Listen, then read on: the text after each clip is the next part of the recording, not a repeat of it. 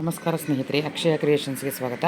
ಇವತ್ತು ನಾನು ನಿಮಗೊಂದು ವಿಶೇಷ ಮಾಹಿತಿಯನ್ನು ತೊಗೊಂಡು ಬಂದಿದ್ದೀನಿ. ಅದೇನಪ್ಪ ಅಂದರೆ, ಇದು ನಿಮಗೆ ನೋಡ್ತಾ ಇದ್ದೀರಾ, ಇದು ಲೋಟಸ್ ಸೀಡ್ಸ್ ಅಂದರೆ ತಾವರೆ ಬೀಜ.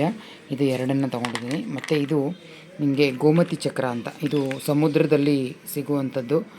ಇದು ಏನು ಯಾರು ಮನುಷ್ಯರು ಮಾಡಿರುವಂಥದ್ದಲ್ಲ. ಏನಪ್ಪ ಇದು ಡ್ರಾಯಿಂಗ್ ಥರ ಇದೆ ಅಂತ ಅಂದ್ಕೊಳ್ಬೇಡಿ.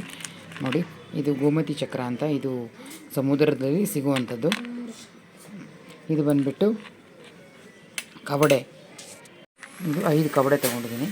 ಇದಿಷ್ಟು ಕವಡೆ ನಿಮಗೆ ಗೊತ್ತು, ಅದು ಕೂಡ ಸಮುದ್ರದಲ್ಲೇ ಸಿಗುವಂಥದ್ದು. ಈ 5 ಕವಡೆನ ನಾವು ಲಕ್ಷ್ಮಿಯ ಸ್ವರೂಪ ಅಂತ ಹೇಳ್ತೇವೆ ಹಿಂದೂ ಪುರಾಣದ ಪ್ರಕಾರ.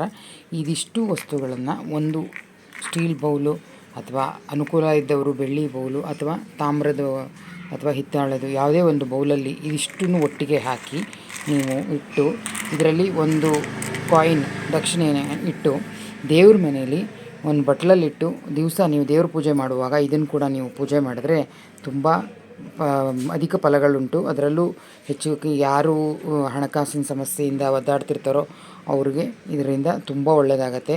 ಯಾವುದೇ ಸಮಸ್ಯೆಗಳು ಕೂಡ ಇರೋದಿಲ್ಲ. ಅಂದರೆ ಕ್ರಮೇಣ ಅದು ಕಡಿಮೆ ಆಗ್ತಾ ಬರುತ್ತೆ. ಇದು ಒಂದು ಪಾಸಿಟಿವ್ ಎನರ್ಜಿ ಬರುವಂಥದ್ದು. ನೀವು ಇದನ್ನು ಟ್ರೈ ಮಾಡಿ ನೋಡಿ ಸ್ನೇಹಿತರೆ. ಏನು ವಿಶೇಷ ಏನಾದರೂ ಅನಿಸಿದ್ರೆ ನಿಮಗೆ ಖಂಡಿತ ಕಮೆಂಟ್ ಮಾಡಿ. ನಿಮಗೆ ಇದನ್ನು ಭಕ್ತಿಯಿಂದ, ಒಟ್ಟಲ್ಲಿ ನಂಬಿಕೆ ಇರಬೇಕಷ್ಟೇ. ಏನೇ ಮಾಡಿದ್ರೂ ನಂಬಿಕೆಯಿಂದ ಮಾಡಿ, ತುಂಬ ಚೆನ್ನಾಗಿ ಅಭಿವೃದ್ಧಿ ಆಗುತ್ತೆ ಇದನ್ನು ಮಾಡೋದ್ರಿಂದ ಅಂತ ಹೇಳ್ತೀನಿ. ಇವತ್ತು ನನ್ನ ವಿಡಿಯೋನ ಮುಗಿಸ್ತೀನಿ. ಮುಂದಿನ ವಿಡಿಯೋದಲ್ಲಿ ಭೇಟಿಯಾಗೋಣ. ನಮಸ್ಕಾರ.